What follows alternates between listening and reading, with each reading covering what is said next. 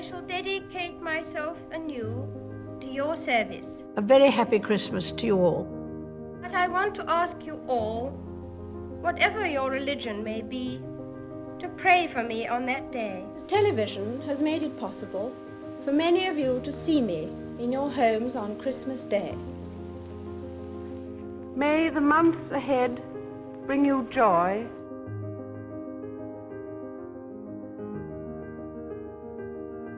It would be short-sighted to waste this modest step towards brotherhood.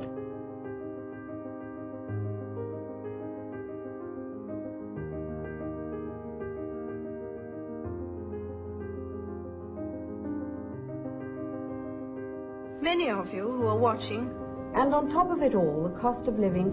Today we are not just nameless people in a crowd. For me, perhaps the most lasting impression was one of thankfulness that the 40 intervening years have been ones of comparative peace. We hear of riots, wars.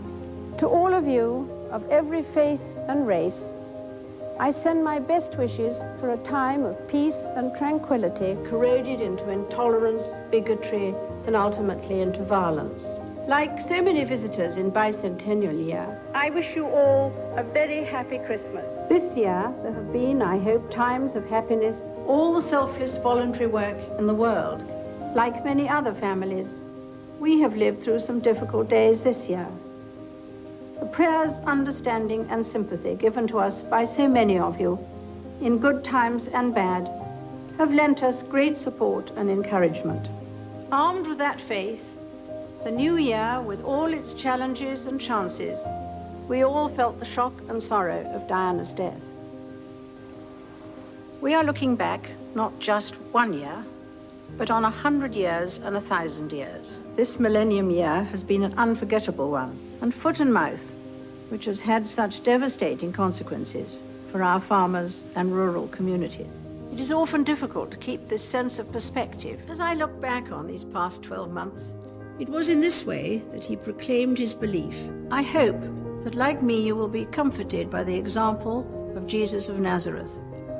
The organization remains a strong and practical force for good. It is as important as ever to build communities. The Commonwealth is a family of 53 nations. This past year has been one of great celebration for many. The enthusiasm which greeted the Diamond Jubilee was, of course, especially memorable for me and my family. The local shepherds must have had no shortage of time for reflection. Reconciliation is the peaceful end to conflict. We shouldn't be discouraged. Rather, it inspires us to try harder. Jesus Christ lived obscurely for most of his life, a reminder of how truly vibrant this international family is. 2018 has been a year of centenaries.